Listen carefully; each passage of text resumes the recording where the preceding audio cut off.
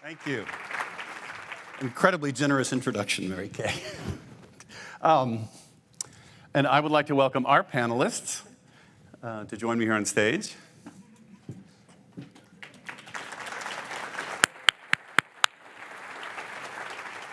So, good afternoon, everybody, and welcome to Houston. I get here fairly frequently. I have a grandson and his family in West Houston. Do's, try the Tex-Mex, the barbecue, and the art museums. Don'ts, get caught in drive time traffic or a hurricane. So this afternoon, I have the privilege to moderate this panel honoring our remarkable presiding bishop, the Most Reverend Michael Bruce Curry. Let me start here to my left. Alice Freeman is clerk of St. Mark's Episcopal Church in Wilson, North Carolina. She's active with Episcopal Relief and Development, the Episcopal Church Women, and the Standing Committee. But the reason Alice is here is because she's an old friend of Bishop Curry from when he was bishop of the Diocese of North Carolina.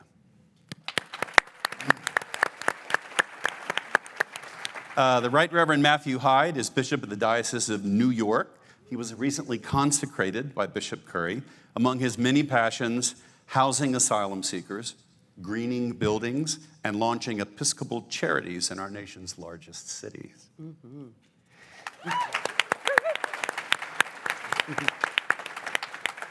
James Williams was confirmed in the Episcopal Church 15 years ago. He's active at St. Martin's here in Houston, which some of you all visited.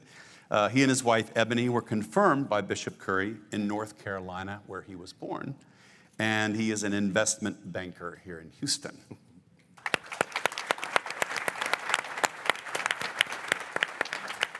The Reverend Canon Stephanie Spellers serves as canon to Bishop Curry. She also spearheads the church's efforts around racial reconciliation and evangelism.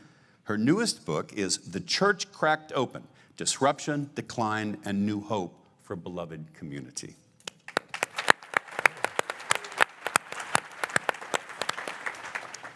So I think if all of us, if we tried, could think of a portion of Bishop Curry's homily at the royal wedding in 2018. He quoted Solomon, "Love as strong as death." He quoted MLK, "We must discover the redemptive power of love." And he left us with this essential truth: love is the only way. Before we get started with our conversation here this afternoon, I'd like to take a deep breath and suggest an exercise that was Canon Stephanie's brilliant idea. Take a moment, think of one word that describes our presiding bishop, a quality, a gift you've received from him. And then I want you to please stand up and say that word loud and clear for the whole assembly to hear. We're not going to run around with a microphone. We'll give you about a half a minute for that. Joyful. Dynamic. Helpful. Enthusiastic. Courageous.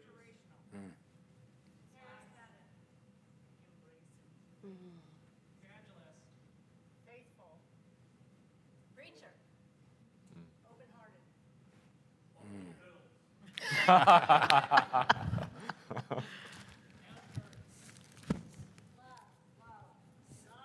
Love.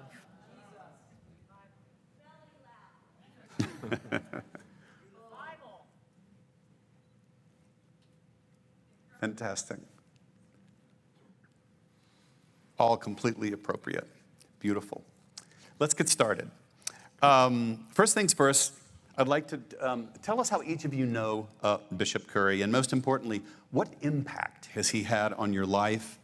And let's start with you, Alice. Okay. You've known him the longest. I've known him for quite a while. The 81st convention will be my 7th general convention. Wow. So I attended 5 of those with Bishop Curry.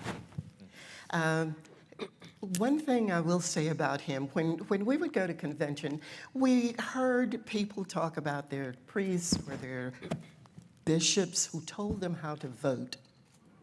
We were elected as deputies by the diocesan convention as deputies, not delegates. And thus we were able to make our own decisions based on our research and what we heard and learned from the candidates. Bishop Curry never told us how to vote. When we came back from convention, we would have to make a report to the diocese, and each one would cover a certain area of the convention.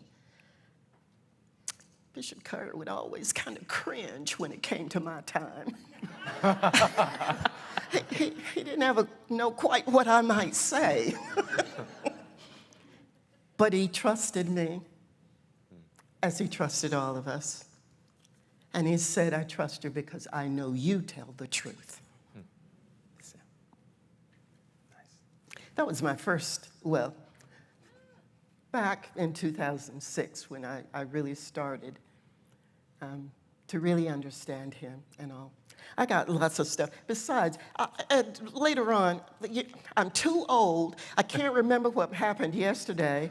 I'm computer illiterate, and I just brought some note cards. They don't have a table for me to hide them. So just deal with it. Have you stayed in touch with the bishop all these years? Yes, I have stayed in touch with the bishop. I talked with him last night. I said, look, Bishop, they got me going on this panel, and I better run this stuff by you before I get up there and go to talking. Bishop Matt, you grew up in North Carolina as well, and he was your mother and father's bishop. Well, I remember when Bishop Curry ran for bishop in 2000. And, you know, the Diocese of North Carolina then and probably now had a newsletter, and they had all the statements from the candidates. And so read this newsletter, and I didn't know at that point who Michael Curry was. Now, he was already famous as a preacher when he was at St. James in Baltimore, but I didn't know who he was. But reading his statement when he was running for bishop, I thought, wow, who is this person, and what kind of leader could he be? And my mom read the same thing and had the same thought independently. And so got to watch him as Bishop of North Carolina and was able to accomplish in a place where I grew up. It's pretty amazing. Yeah. Nice. James? You grew up Baptist in the South? And, I did. I grew up Baptist in the South. So for me and for my wife, Bishop Curry was a beacon. Offering peace and solace at a time that we needed it. So we both grew up Baptist in the South and decided in college that we were going to depart from that denomination and find a new one. We knew that it very likely would be Methodism or Episcopalianism. Stumbled into a great parish, St. Stephen's in Durham, North Carolina. Got involved, learned a lot. But still, as one can imagine, after spending your entire life in a different denomination, you're a little trepidatious, you're a little nervous. And I'll never forget, we went to our confirmation ceremony, and this man stands up and preaches. And you know how he preaches. Yeah. And it was powerful, and it was stirring, and it was moving. And I was like, okay, we can do this. And then we knelt down, and when he put his hands on us, we were told, prepare, like it'll feel like a heavy, experience. But the moment was even more intense and more magical than that, and it has been lasting with us. And you noted that I've been an Episcopalian for 15 years. It was also significant for us because it was 4 days before our wedding. And so to start out our marriage with such an impactful experience, knowing that we had such an impactful leader at a place that was new to us, meant a lot. And then fast forward a few years, in around 2012, life led us in a way that we wanted to spend time in another denomination. And we spent almost 10 years, I'd say, taking a break from the Episcopal Church. But when we decided we needed to come back, one of the many things that helped us come back was the leadership of then presiding Bishop Michael Curry, again, giving us hope, giving us solace, giving us peace. And we have been very happy that he has meant that for our journey in the Episcopal Church. Great. Canna Stephanie? I'm a little like Alice, so I don't know if I have I have some of the the age piece going on there too. But so I've got some notes on my phone. My goodness. I remember back in, I think it was 2008, that Bishop Curry reached out and invited me. At the time, I had been a church planter in Boston for about maybe 2-3 years, had just written Radical Welcome, my first book. And so he invited me to come to his diocese and to consult and to lead their diocesan convention and then to come back several times. And even as he was inviting me, I was like, do you know what you're doing? And why? Like, why are you opening the doors? And why are you inviting this kind of margin dweller to come and be in conversation? And he trusted. It's the word that you used as well, Alice. He trusted me, invited me in. And that was, I think, the first diocese that I ever really went deep on Radical Welcome with. And then fast forward to 2015 when Bishop Curry was elected presiding bishop. And he calls and says, I want you to serve as my canon, one of my canons, the person who will really execute on my vision around evangelism, reconciliation. And that time, I just said no. It was like, I know what's going on back there, and I don't want any part of it. I know what happens when folks get above the radar, and it's scary, and you have a target on you. And he just promised. He said, if you join me, like, we'll be in this together. And I still said no. But eventually, he said, Stephanie, I want to bring the Bolsheviks under the tent. I want to bring, it's like, I want to bring everybody to this table. I want the table that big. So please come. And I did, and it has been the joy of my life. A lot of people think of him as a great preacher, and of course he is. He's also a great listener. He listens you into the fullness of whatever it is that God is meaning for you to be and to do. And yeah, I love him so much, and love watching him love all of us so much. Love watching people come running up at various events, and lots of you have seen this, where people will come up and they'll just want to like touch him. And part of my job is to be like, no. But they do, they want to touch him, and it's almost like touching the hem of his garment kind of thing. Like there's power. And I think people realize that this is someone who is so close to Jesus.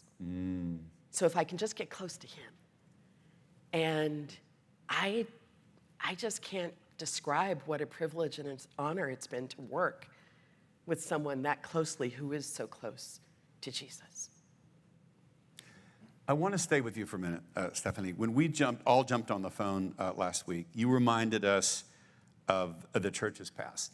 In 1861, as the nation approached civil war, presiding Bishop John Henry Hopkins of Vermont wrote an impassioned defense of the practice of possessing other human beings as property. While one might be morally opposed to slavery, Bishop Hopkins reasoned it was nevertheless legal and present throughout the Bible.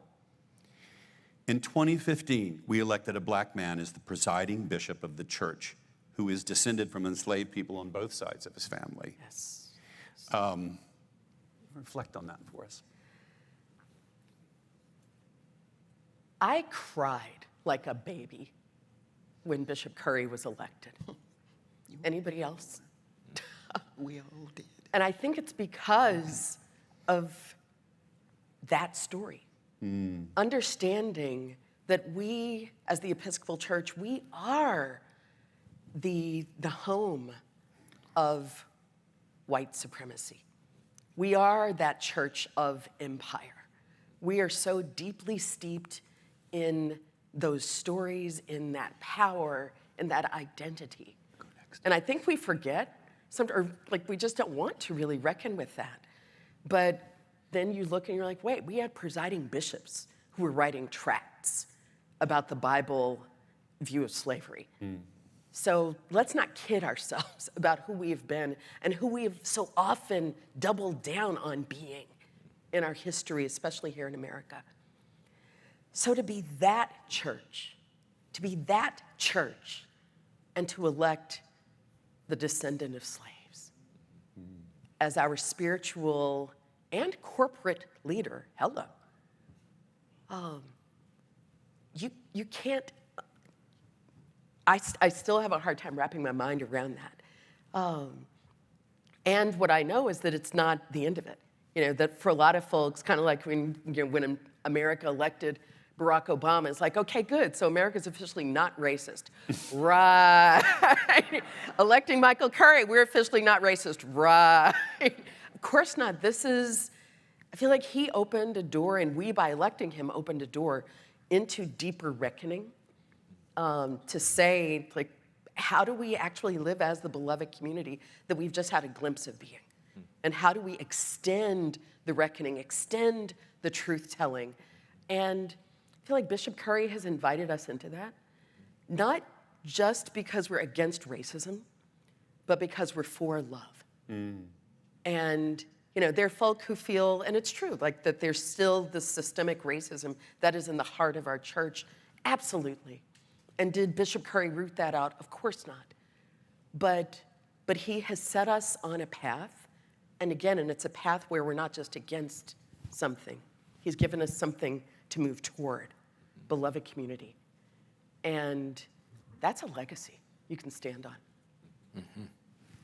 To piggyback on that, Ravenscroft was the first bishop of the Diocese of North Carolina. In order to come to there to be bishop, he sold about 17 slaves, and later sold more slaves so that he could buy silver chalice.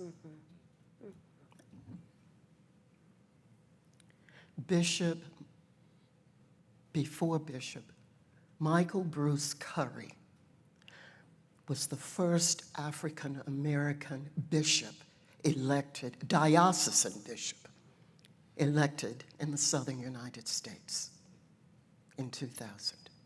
I'm talking about Province 4. I'm talking about the South, and he was the first. It was no accident. It took him a few ballots. He didn't manage to get on the first ballot like he did, we'll talk about later. It took several ballots, but at each level, after each ballot, you could feel it rising in the room. It was at diocesan convention. You could feel the spirit. His being there and his being elected was to foretell what was to come. It was spiritual. It was Jesus. And Michael Curry was elected bishop of the Diocese of North Carolina, home to Jesse Helms and a few others that we know of. So, You want to take a crack at that, James? Well, what we've seen is how Bishop Curry's leadership has made a difference across our church. We hear him from the pulpit.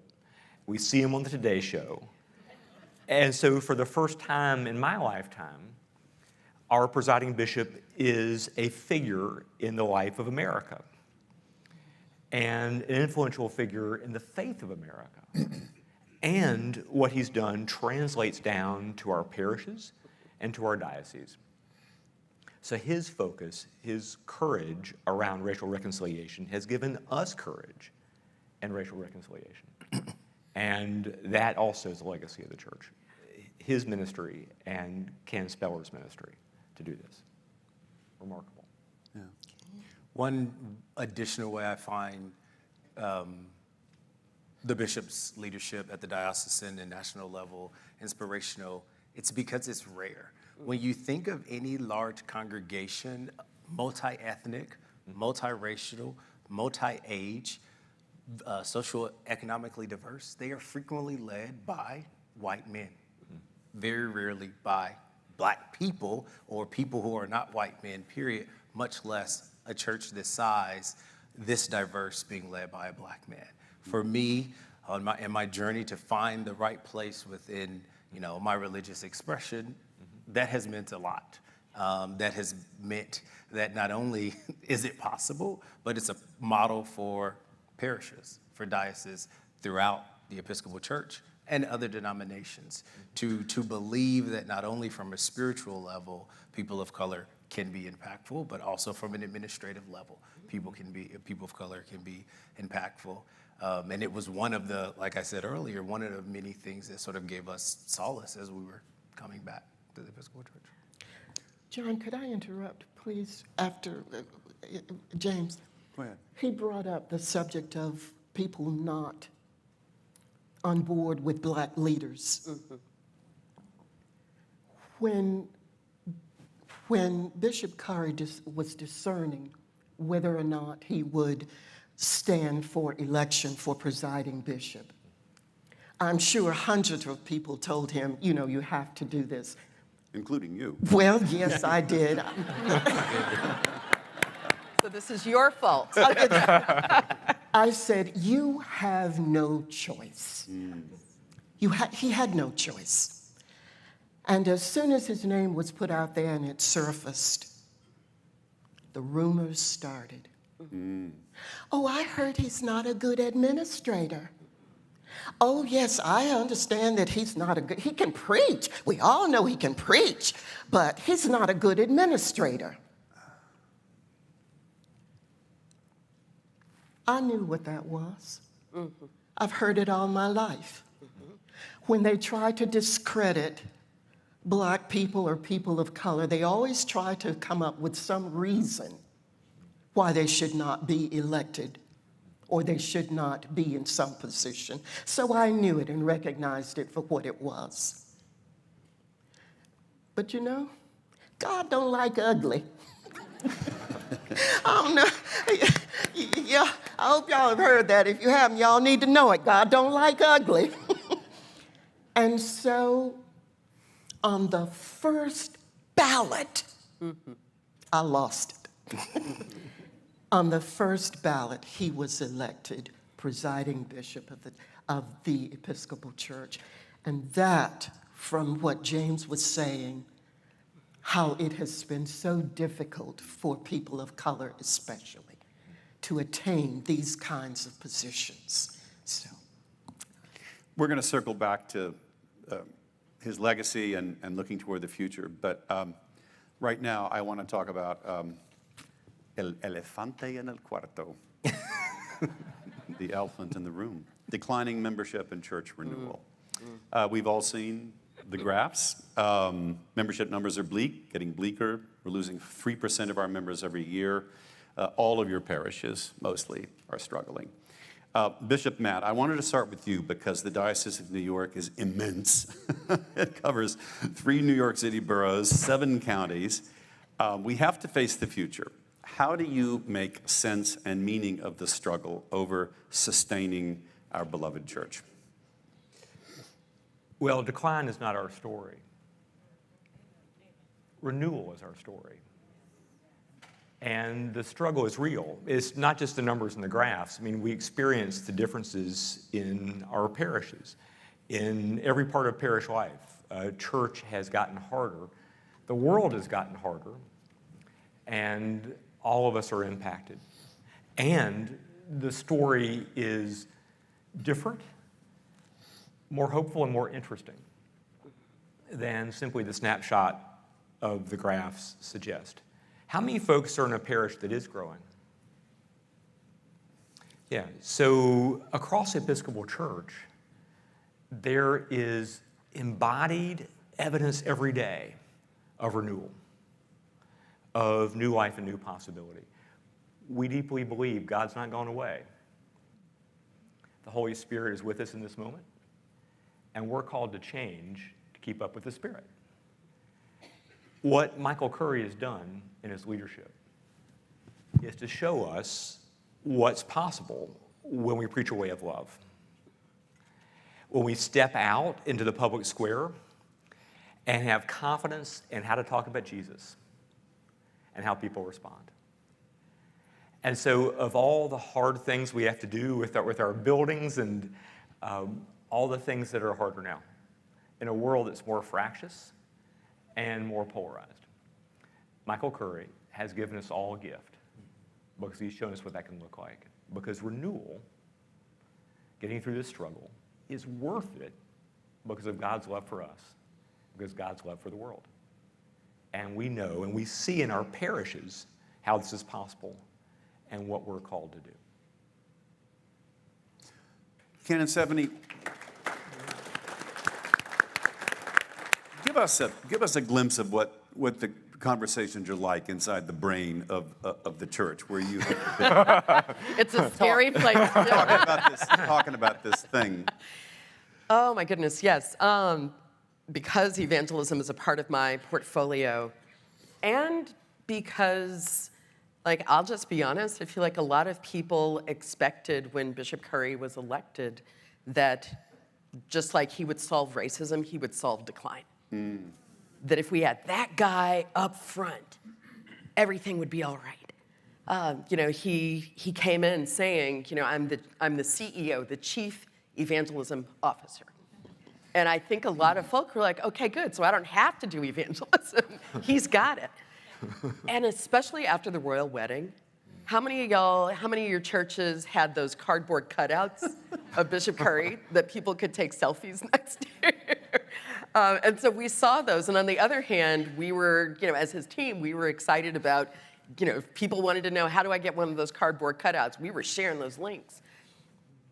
But we were also clear, we're like, don't try to sell Michael Curry as the answer to whatever's happening in your church, as the answer to the decline that is the story, or that is a part of the story, part of the reality for so many of our churches.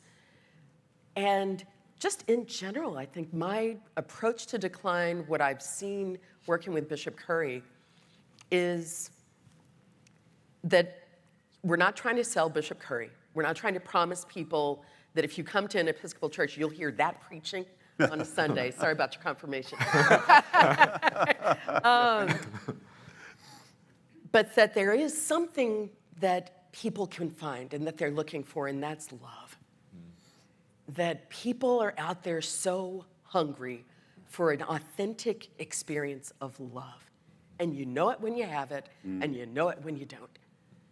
And if we are sharing love, there will always, always, always be people who are ready to walk with you.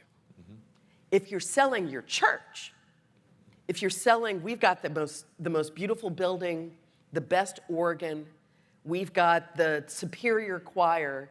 We as an Episcopal church, often a lot of what we're doing that we call evangelism is really just marketing our superior product, our superior church. That church will die, and it deserves to, because it's not actually being the body of Christ. So to me, and what I get from Bishop Curry, what I get, and I hope what all of us have gotten, is that if you are rooted in the love of Jesus, people want to hear about that. They want that relationship. If you have a vibrant relationship with Jesus yourself, you will become contagious. People will want to draw near. The same way I was talking about people wanting to touch Bishop Curry, they will want to be near you when they sense that joy, that life that the world didn't give and the world can't take away. So the more we get rooted in that, the less we will have to worry about decline. The more we are rooted in that deep, deep, deep love, we will grow. We will grow. Spiritually and numerically, we will grow. Stephanie for PB. So that's a great point to segue to the next question I had, and that is, I was a religion reporter for a while, right? I was too. Yeah. Excellent. All right, so. But not with NPR. So. Like you're the one. Well, we didn't get a lot of respect in the room, but, and it was remarkable because, reporters are like, blackbirds on a wire. We all sort of, fly here and we all fly there together. And we kind of look for a national pastor, and for the longest time it was Reverend Billy Graham. Yes. Probably too long. And then it was Michael Curry. And it was particularly after the royal wedding. And as you said, you turn on the TV, there he is on the Today Show with John Meacham. There he is on CNN, reflecting on Easter, on race, on our national polarization.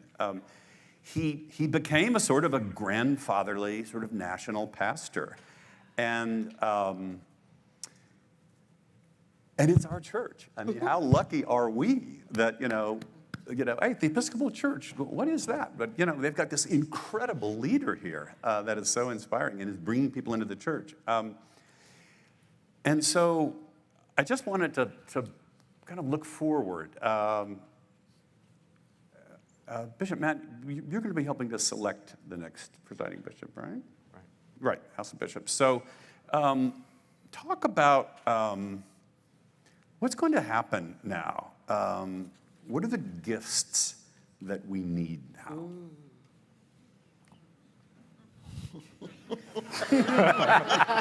No pressure at all. Yes, so we prepared for this. We didn't prepare for this question. The gifts we need come from the Holy Spirit. Yes. And they come from where the Holy Spirit is moving in all of us. To be able to share the word, our own experience of a God who loves us, our own experience of a community in which we belong and our lives have been changed, an experience of the faith which is liberating and life-giving, as Bishop Curry has talked about it, that the world sorely needs. And so he has been and will continue to be an incredible pastor to the whole country. And that's amazing. And as Ken Speller said, that's not enough. We need to share our experiences too. And we have what we need to share. And we have what we need, the gifts that we need, in both in ourselves and our communities for our neighborhoods to be transformed. And so this summer, we'll elect a new presiding bishop. And we'll pray with and for that person. That person will, she or he, bring their own gifts and talents, and that will be a gift to the church. But that won't be the answer. The Holy Spirit gives all of us the answer to share. And that's what the world needs at this moment. Okay. And as they say on the TV programs, good answer, good answer. Very, very good. Yes, and as they say in the press corps, yes, Congressman, but. Who's it going to be? Would you care to talk about the future post his primacy? I'd like to see somebody who's not too eager for the job. It's a hard job, and if you come in all excited thinking you're going to set the world on fire, I want someone who's kind of humble, someone who is in tune with God, the universe, somebody who's not afraid to use the word Jesus. Michael Curry was the one, before he came along, how many Episcopal churches used to use the word Jesus in a sermon? How many of you heard that word in a sermon before Michael came along? And let me check my notes. I wanted just for a minute to go back to when I talked about him, how people tried to discredit him, that he was not an administrator. He became very ill 1 month, the same month that he was consecrated as presiding bishop. 1 month, the same month, November. And it was during that time in the hospital that Bishop Curry had to deal with an extreme administrative issue at 8:15. He did it from his bed. That shut up those administrative naysayers. So, again, just somebody who is grounded, somebody who loves the Lord, and can communicate with people to let them know that. Bishop Curry, when you talked to him, you were the only person he was talking to. You were the person he was connecting with. He had that power. You saw genuineness from him. You didn't see this, what my husband's grandma called outside show for a guilty world. You saw what you young people now, the word for this decade is authenticity. I'm looking for authenticity. James, a voice from the pew. How do you follow an act like that? Follow and act like who? Like Bishop Curry. It's an interesting question because it's actually on our minds at St. Martin's right now. As you all know, Russ Levinson has announced his retirement, and after 17 years of fabulous service, we are now tasked, myself and 13 other people are tasked with discerning God's answer or call for who is next to lead our parish. And the first meeting we had, that was the first thing out of someone's mouth, like, how do you follow Russ? The answer is, I don't know that you do. Yeah. I don't know that you do. The church is nothing if not responsive to the needs of the congregation. And I want to see whoever comes in for St. Martin's or for the Episcopal Church, I want to know that you can be responsive. Obviously, there is a balance between holding our traditions and holding our doctrine, our theology, like dear, but also making it relevant for an evolving world, a world where people are looking for answers to a myriad of questions that unfold in different ways all of the time, and not so much try to just live in someone else's legacy or try to counter someone's legacy, but to be responsive. Let me frame the question a little different for you, Ken and Stephanie. Because you mentioned Barack Obama, and I was going to get to that because I think I was in the state Democratic Party in New Mexico, of all places, the night that he was first elected. And the second time, I was in Nairobi, Kenya. And of course, his father was from there, and so they considered him a son of Kenya. And they were ululating, and there were tears, and it was just this joyousness at the ambassador's residence there. But let's talk about the first night. There was a sense, I remember African Americans walking in that room, tears streaming down their cheeks. Never did I imagine this would happen in my lifetime. And we had 8 remarkable years, and then it was over. It was really over. I'm trying to keep my opinions in check here, people. Really over. Even though I'm not going to get a call from my editor, so that's a blessing. But it's, I kind of think about those two in the same way. It's, you said, like, oh, well, we have a black president now. Racism is over in America. We've had a black presiding bishop, so we've redeemed, our church now. And yet, so when you look to the future, what work is left to do? And the same question I asked James, should we try to follow that act? I think, like James, I would say no. That if we're trying to find Michael Curry 2.0, that's the wrong road.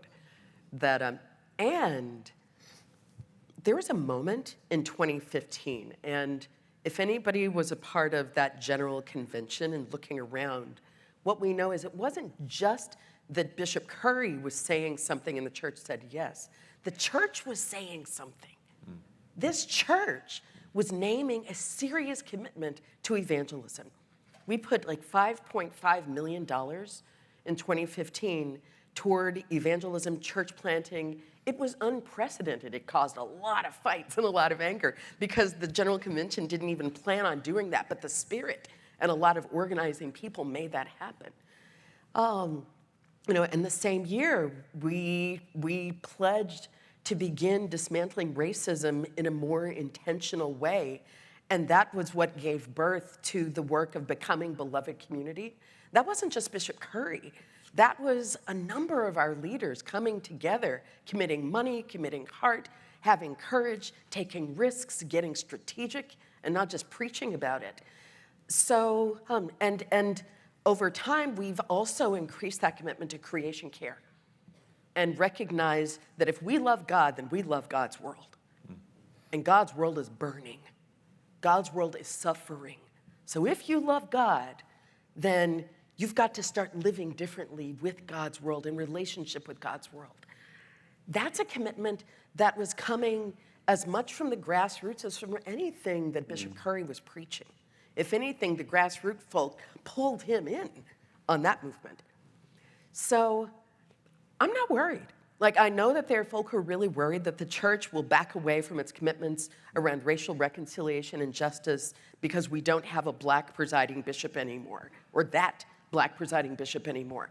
I'm not worried. I believe that these are commitments we have taken on as a church. I know, and I've heard people say, I've heard bishops, just last week, we were here outside of Houston for the House of Bishops meeting, and a bishop came up and said, you know, Stephanie, Bishop Curry's term is the first time that I have heard people in the pews talking about the things that that bishop said were his priorities. It penetrated to the pews. And what I said back was, that's because this was the heart in the pews already. He's naming it. So that's the church we are becoming. And we will continue becoming that church. We don't have to stop it because Bishop Curry is gone. He's not a Messiah. And there's a little like Jesus leaving the disciples thing that I feel that in my heart kind of coming on.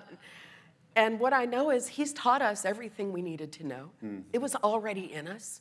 He's helped us to see it in ourselves more clearly. He's helped us to find our own words. Repeat after me. We are the Episcopal branch of the Jesus movement. Will we still be that movement on November 1, 2024? Yes. Oh, yeah. Will we still be that movement for Jesus on November 1, 2024? Yes. Then I'm not worried. All right.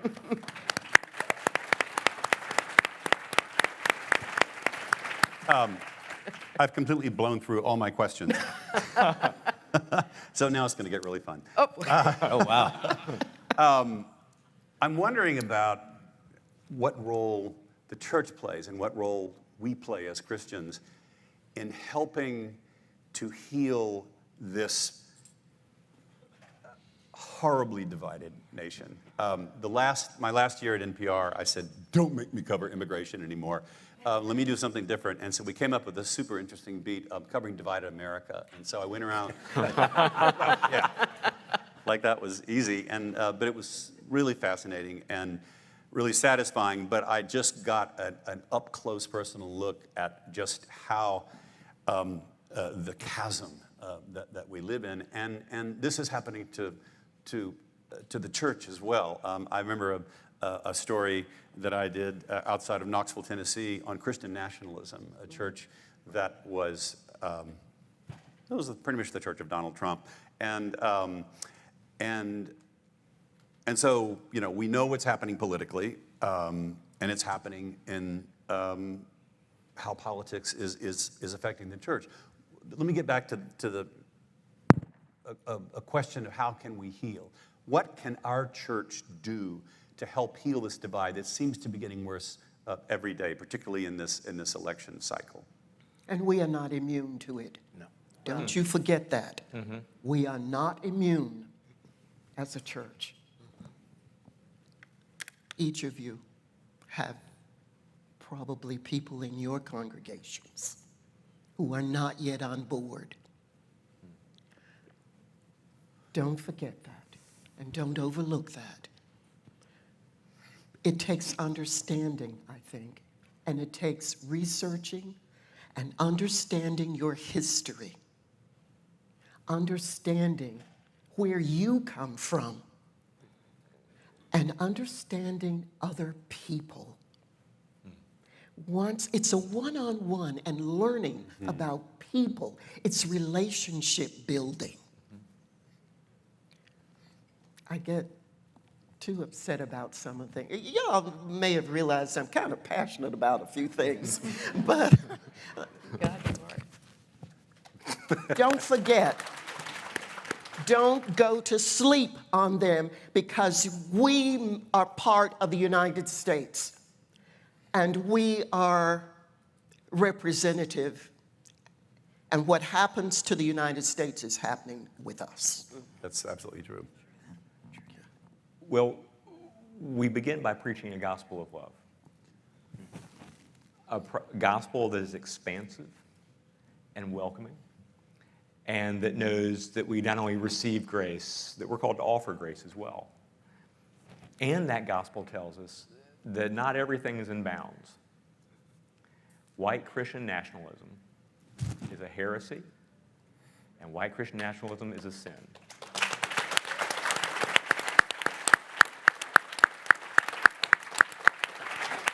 And it's not only what we preach, but what we do, how we act, how we live in community together, and how we live in community out in the world. All of us have neighborhoods and communities that are affected by what's happening in the world. In New York City, we've received 180,000 asylum seekers in the last 18 months. 180,000 souls, children of God, who are seeking safety and welcome and a better life for their children and a place where they can find home. And the mayor of New York, and y'all may have seen this on the news, said these folks are destroying our city. And we know, because the gospel tells us so, that's not true. That we can and will be places of welcome and share a story not only about our churches but about our cities that are those places of welcome too. And that I know across our parishes we're doing the same thing. We have parishes opening their doors in new ways and trying new things to model this for the world. And so we preach a gospel of love every day and are clear what that means for our communities, and I think for the country too.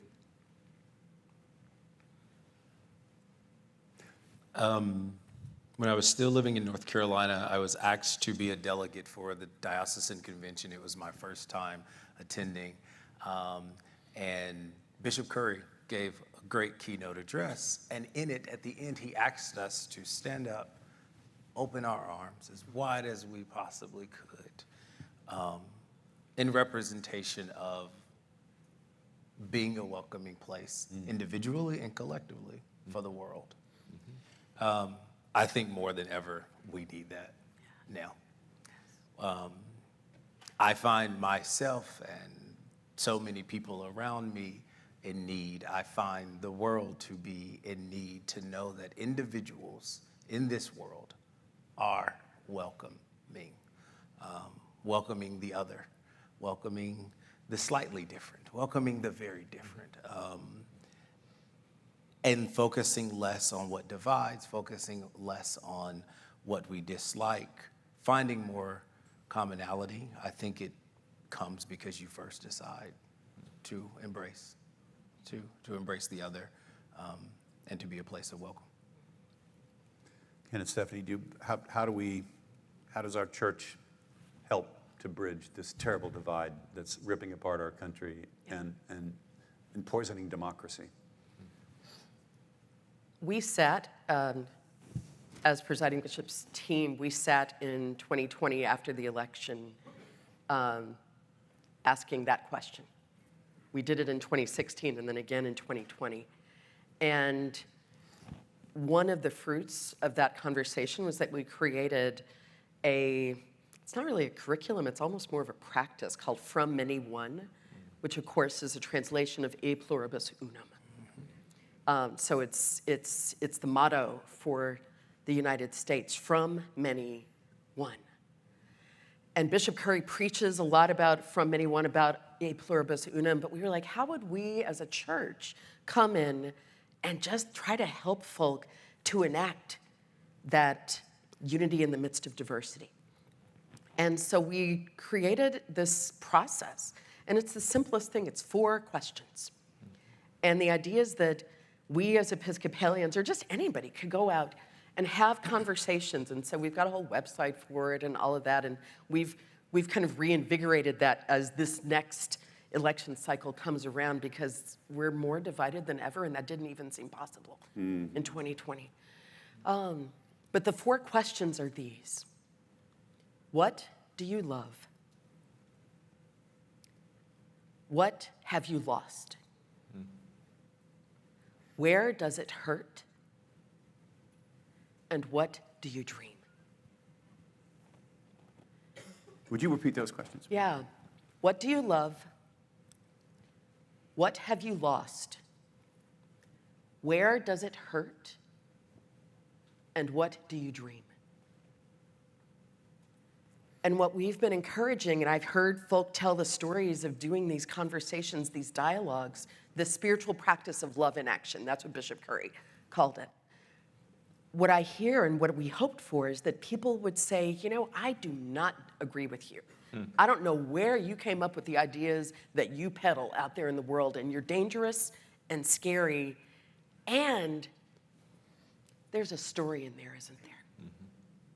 Now, I remember sitting with a gentleman in Rochester, older white man, who we were kind of just having conversation around these questions. And he was sharing, and he's like, I dream of a world like what I grew up in, where my best friend was black. And he's like, I was 16 years old, and my dad actually kicked me out because I wouldn't say no to having a black friend. The guy's like, but today, my daughter applies for college, and she can't get a scholarship because a black kid got it instead. And he was sharing with me, this is what he's lost. And it hurts him so much. And I began to realize, just as he was sharing, like, and this is why you are where you are. You had a choice. He didn't have to go toward hating black folk. I doubt that a black girl took his daughter's scholarship. I've worked in admissions offices. It's not that simple. But he was fixated on that because somebody told him, you're losing everything, and it's because of them. I need to hear him. I need to hear his pain. I'm not going to solve it. I ain't fixing him. But he becomes human for me, and I become more human to him when we can share like that. I will never forget his voice and his pain, and it changes the way I listen to any number of otherwise really hateful, horrible things out there. He's not safe for me, but he didn't just land there. There's a story. And if we can get to that story, maybe we can tell a different story somewhere, somehow. Well, just listening to all of you from all different scales of the church and who you are as people and what you have to say gives me hope for my church, and I mean that. Yeah. So thank you all. And I just ask, in closing, as we leave here, we just want to remember and hold up Bishop Curry and his family. Thank you all for coming today.